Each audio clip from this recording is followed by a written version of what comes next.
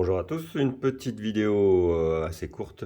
J'ai finalisé donc l'installation de mes contacteurs Netatmo pour le plancher chauffant. Donc il me restait ça, hein, vous vous rappelez sur les autres vidéos. Donc j'ai celui du chauffe-eau, j'ai celui de la VMC quand je suis pas là longtemps, donc je coupe la VMC, 24 watts pas de consommation.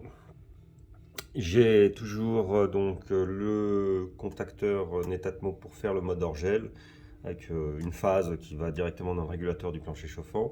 J'ai, comme vous savez, un relais jour-nuit supplémentaire parce que comme il y a plein d'informations jour-nuit, ça me faisait sauter le courant puisque le Netatmo a son propre alimentation jour-nuit et ça me mettait le bazar dans le système. Ça faisait sauter mon 50 milli. D'ailleurs, j'ai été surpris en fait sur la sortie, ou même l'entrée d'ailleurs, jour-nuit du contacteur, le grand Netatmo. Il y a une phase qui passe, une petite phase légère, mais il y a une phase qui passe quand même. Donc bon, donc c'est ça qui foutait le bazar. Donc pour dissocier tout ça, un relais. Et donc c'est ces deux relais qui ont fait que j'ai installé hier. Alors comment ça marche? Initialement, donc il y a le régulateur du plancher chauffant qui, lorsqu'il estime qu'il fait froid dehors, en fonction d'heures creuses ou heures pleines, la courbe de chauffe est atteinte, va déclencher le gros relais de puissance qui, lui, va transmettre le courant électrique aux parties basses et hautes du plancher chauffant. Donc un simple câble de phase qui part de mon régulateur de plancher chauffant vers le relais. Le neutre était assuré par le disjoncteur 2 ampères comme d'habitude, et puis le régulateur de plancher chauffant lui aussi alimenté par le 2 ampères qui est ici. Donc un fil rouge qui va ici. Donc j'interromps ce fil rouge pour pouvoir le contrôler. Et comme c'est pas le contacteur, c'est pas vraiment un relais, je mets un relais normalement ouvert, hein. Ici un relais classique normalement ouvert, qui va être actionné par le contacteur, ce coup-ci Netatmo, qui est ici. Et donc c'est assez simple, soit en fait c'est assez simple, oui. Soit il est sur off, à ce moment-là l'information ne passe pas, le plancher ne se déclenche pas, il n'y a pas de plancher chauffant.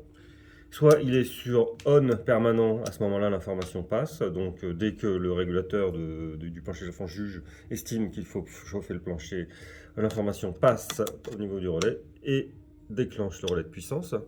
Et enfin, troisième mode, j'ai gardé le mode heure creuse, par l'intermédiaire toujours de mon relais d'heure creuse.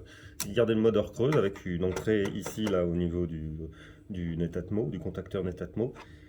Et ainsi, le message, l'information du régulateur du plancher chauffant ne passera au relais de puissance que pendant les heures creuses et évitera toute utilisation pendant les heures pleines. Je vous rappelle, donc j'ai deux courbes de chauffe avec ce régulateur. J'ai une courbe de chauffe heure pleine et une courbe de chauffe heure creuse.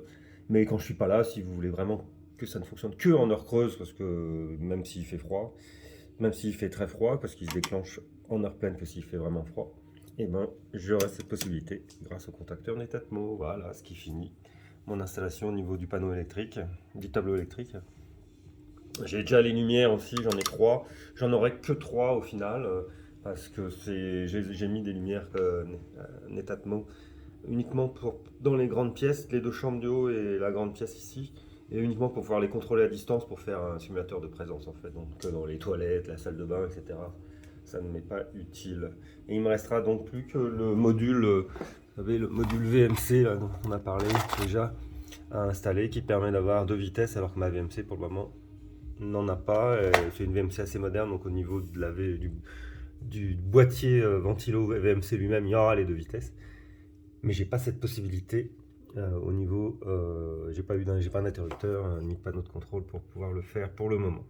Et donc ce petit module que je mettrai au niveau du moteur pourra être commandé soit par le téléphone, soit par un interrupteur que j'ai pas encore d'ailleurs.